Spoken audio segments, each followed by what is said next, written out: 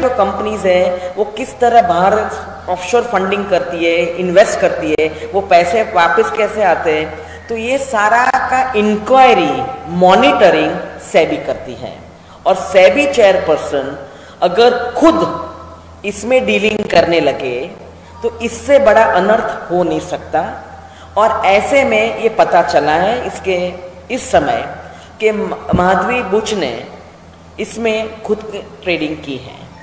और सबसे इंपॉर्टेंट बात यह है कि जब 2023 में एक्सपर्ट कमेटी ये जांच कर रही थी तब भी वो थी, तब उन्होंने सुप्रीम कोर्ट में या तो कमेटी के सामने बताया नहीं था कि मेरी भी एक कंपनी थी, अगोरा कंपनी, जो बाहर थी, और वो कंपनी वहां से जो मेरा जितना इन्वेस्टमेंट था मैंने अपने पति धवल बुच को दे दिया था, और मैं उस कंपनी का जितना भी शेयर स्टॉक एक्सचेंज था, अरे स्टॉक्स था, सिक्योरिटीज, वो मेरे हस्बैंड को दे दिया था।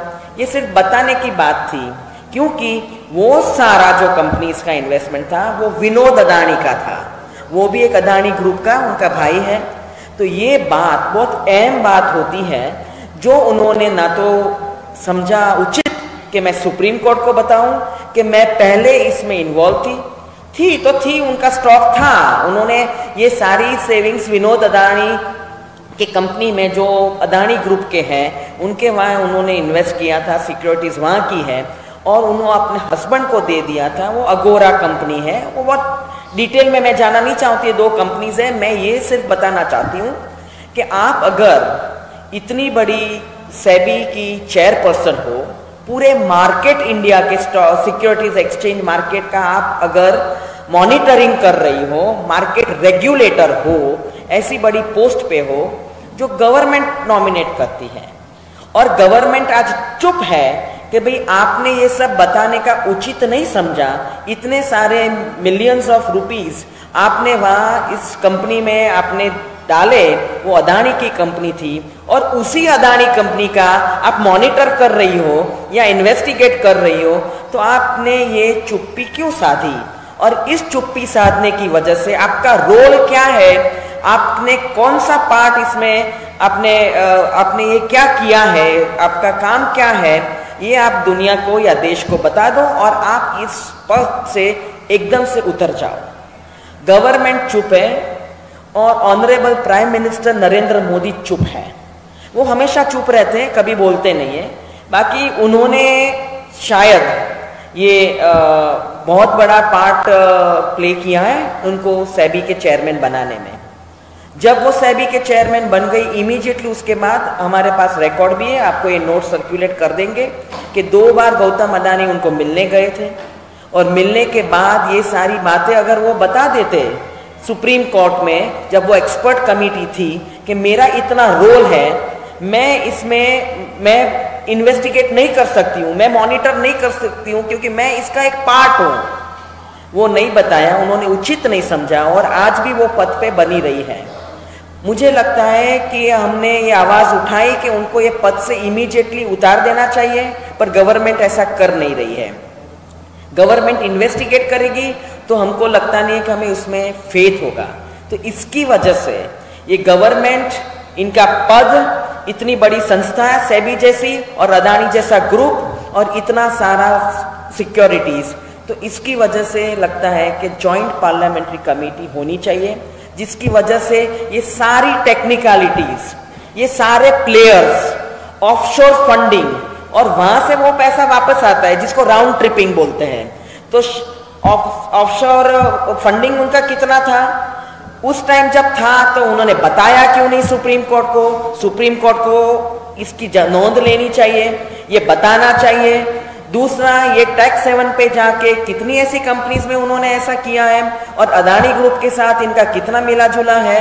तो ये सारी बातें बाहर तब आएगी जब जॉइंट पार्लियामेंट्री कमेटी होगी और गवर्नमेंट का उसमें हाथ नहीं होगा। ये सारी कमेटी मेंबर्स इसकी जांच करेंगे और एक बाहर रिपोर्ट आएगी कि ये क्या नेक्सस है। 1992 से सेबी है, आज तक सेबी में ऐसा कभी बाहर नहीं आया है बुरा फ्रॉड, और ऐसी कोई चेयरपर्सन भी नहीं आए हैं जिन्होंने खुद ने इसमें पार्ट लिया है और खुद ने इतना ऐसा काम किया है। तो मुझे लगता है कि कुछ नहीं तो एक मॉरल ग्राउंड पे, एक नैतिक ग्राउंड पे उसे आज ही इस्तीफा दे के नीचे उतर जाना चाहिए। और अगर सब कुछ ठीक है तो बता देना चाहिए कि उनका रिलेशनशिप अदानी ग्रुप के साथ क्या है, उनका इन्वेस्टमेंट ये कितना है, कब किया था, और जब किया था तब जब चल रही थी कमेटी तो उनने चुप्पी क्यों साधी। एक सिंपल एग्जांपल दे दो, अगर कोई आम नागरिक होता और उन्होंने पार्ट लिया होता कोई ट्रांजैक्शन में, अब उसी ट्रांजैक्शन का अगर कोई कमेटी या तो पुलिस इन्वेस्टिगेशन या तो कोई और एजेंसी इन्वेस्टिगेशन करती होती और वो आदमी चुप रहता, तो क्या उस पर कंटेम्प्ट इश्यू नहीं होता? पुलिस या कोर्ट ऐसा नहीं कहती कि भाई आपका तो इतना बड़ा रोल है और अब चुप्पी साध के बैठे हैं और अब हमारे ध्यान पे आया है तो आप अभी के अभी आप पे हम कार्यवाही करेंगे। तो ये मसला है। उन्हें आज ही पहले तो इस्तीफा देके उतर जाना चाहिए पद पे से। और हमें जेपीसी की हम इसलिए मांग कर रहे हैं, पार्लियामेंट में भी करेंगे, बाहर भी करेंगे, और विपक्ष सारा कहता है कि आप चुप्पी तोड़ो। प्राइम मिनिस्टर को कह रहे हैं कि आप इतने चुप क्यों, और जब भी कोई इतनी बड़ी बात आती है तो आप चुप क्यों हो जाते हो? आपके दोस्त हैं इसलिए आप चुप हो। और मुझे लगता है अगर आप गवर्नेंस की बात करते हो, आप ऐसा कहते हो कि भाई दुनिया में इंडिया विश्व गुरु बन जाएंगे, $1 ट्रिलियन इकोनॉमी बन जाएंगे, इंटरनल अफेयर्स आपके अगर आप साफ सुथरे नहीं रख सकते हो तो एक इंटरनेशनल एजेंसी आपका ध्यान रख रही है। एक international agency which is a research agency जो सारे सिक्योरिटीज का शॉर्ट सेलिंग करती है, इनके पास डेटा है। बिना डेटा कोई एजेंसी ऐसे इंटरनेशनल लेवल पे ऐसे रिपोर्ट्स नहीं निकालती है। तो अगर छोड़ो, अगर आपको ये रिपोर्ट नहीं मानना है तो मत मानो, पर कम से कम what is the role, SEBI के चेयरपर्सन का इसमें क्या रोल है? और अगर एक पर्सन जिसका हाथ ही उसी रेगुलेशन में है, उसी ट्रांजैक्शन में है, वो उसी ट्रांजैक्शन को कैसे इन्वेस्टिगेट कर सकती है? ये तो ऐसी बात हुई कि 3 लोग क्राइम कर रहे हैं और एक जो क्राइम करने वाला है उसको बोलते हैं कि आप दोनों जिसने क्राइम किया है उसकी तपास करो, और वो तीसरा चुप बैठ के कहते हैं अच्छा मैं कर देता हूं।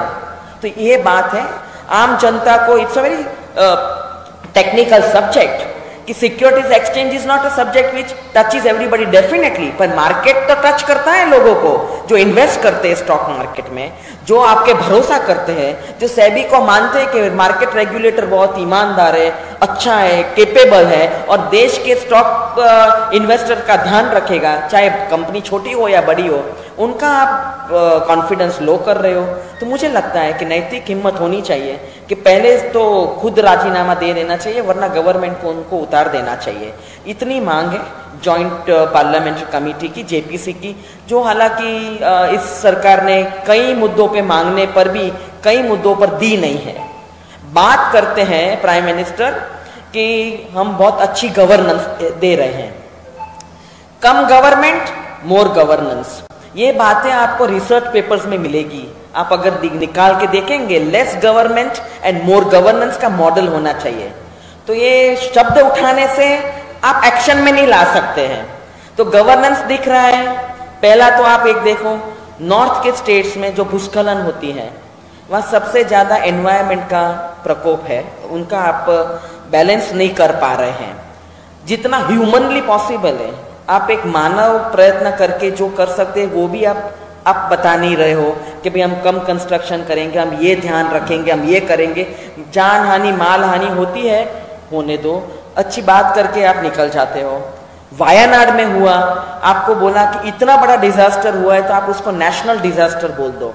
वहां भी गवर्नेंस की बात थी, आपने चक्कर लगा लिया हेलीकॉप्टर में, नीचे देख लिया और आपने नेशनल डिजास्टर, इतनी 100 लोगों से ज्यादा लोग की जान हानि हुई है, कई लोग मिले नहीं है, पैकेज आपने दिया है कि नहीं है। तो ये गवर्नेंस मॉडल जो है ऑनरेबल प्राइम मिनिस्टर, क्योंकि उनका ही है, क्योंकि वो कहते हैं मैं अकेला हूं, मैं ही कर सकता हूं, मैं अकेले करता हूं सब कुछ। तो ये गवर्नेंस मॉडल का एक बहुत बड़ा फेलियर है, इसलिए कि हर राज्य की रिक्वायरमेंट अलग अलग है, हर राज्य में अलग अलग इन्वेस्टमेंट्स होते हैं, हर राज्य में अलग अलग ज्योग्राफी है। तो आप तो सबको एक से ट्रीट करते हो, आपको मन में आता है तो डिफरेंट ट्रीटमेंट करते हो, जिसको जो चाहिए वो मिलता नहीं है। तो ये गवर्नेंस मॉडल का बहुत बड़ा फेलियर है।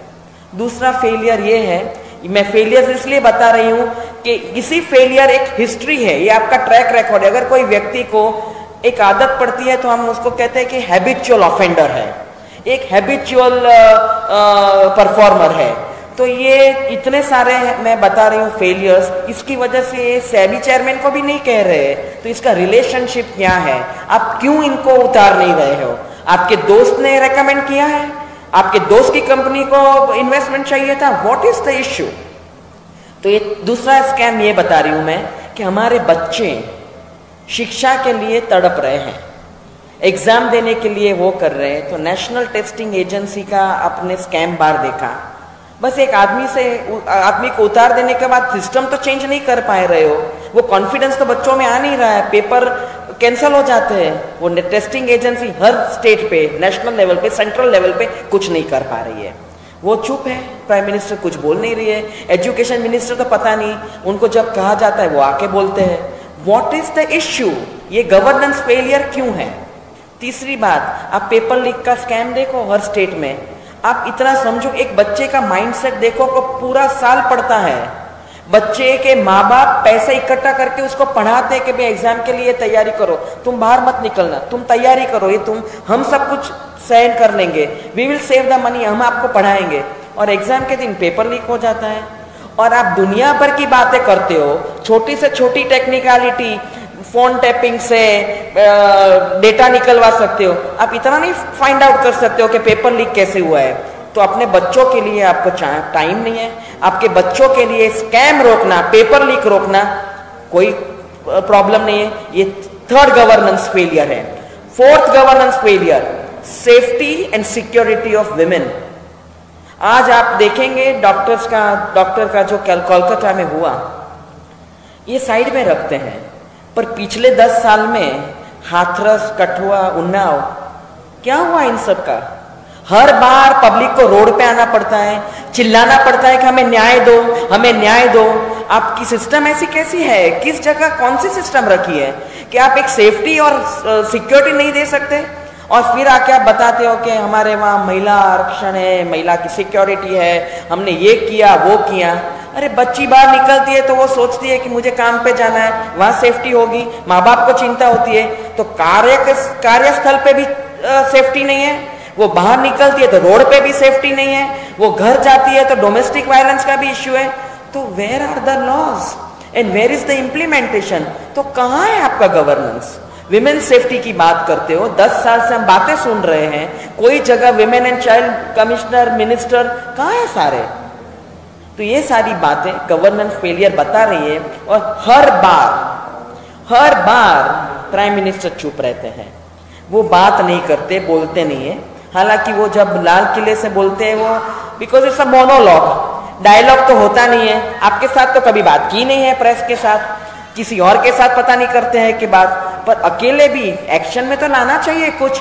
तो I think this is a step. Honourable prime minister को चुप्पी तोड़ के सेबी की जो हेड पर्सन है माधवी बुच को निकाल देना चाहिए, क्योंकि वही अपॉइंटमेंट करते हैं इनकी, और पूछना चाहिए कि आपने कितना इन्वेस्टमेंट किया था अदानी ग्रुप में और आपका क्या रिलेशन है अदानी ग्रुप से। और ये जो राउंड ट्रिपिंग और ये जो आपने आपकी अगोरा कंपनी है, सारी कंपनीज का आपने सुप्रीम कोर्ट को क्यों नहीं बताया, एक्सपर्ट कमेटी को क्यों नहीं बताया? तो ये जो आपने किया है इन एक्शन है। मैं अभी उसको कोई लीगल टर्मिनोलॉजी नहीं दे रही हूं, ये एक्सप्लेनेशन बहुत जरूरी है क्योंकि इट्स एन मार्केट रेगुलेटर और सेबी का बहुत इंटरनेशनली भी नाम है और काफी लोग इसमें इन्वेस्टमेंट करते हैं हमारे वहां सिक्योरिटीज में, दे ट्रस्ट सेबी। और आपने ये ट्रस्ट का मिसयूज किया है, आपको ये बताना जरूरी है। और आपने सारा जो अपने हस्बैंड के नाम पे ट्रांसफर कर दिया था पूरा सिक्योरिटीज ऑफशोर फॉरेन कंट्री में, उसमें क्या क्या लाभ हुआ है, किसको लाभ हुआ है, बताने की जरूरत है। इसलिए बाहर पार्लियामेंट के अंदर और बाहर हम जेपीसी की मांग कर रहे हैं। That is the sole purpose of this press. Thank you so much.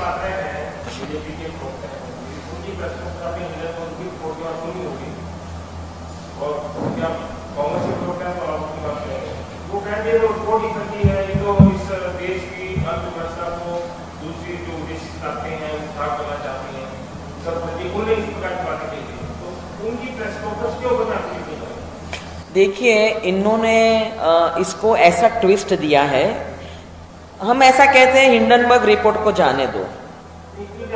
नहीं साइड में नहीं हिंडनबर्ग तो पहले भी था ना, हम तो वो पहले वाले रिपोर्ट का बोल रहे हैं।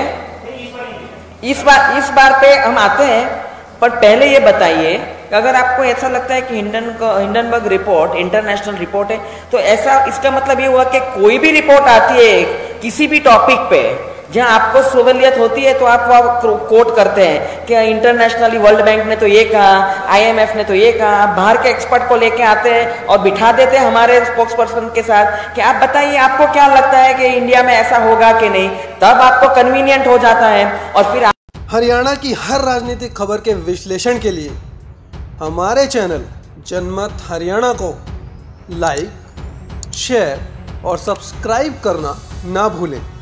साथ ही बेल आइकन को भी प्रेस कर लें ताकि हर वीडियो की अपडेट आप तक पहुंचती रहे।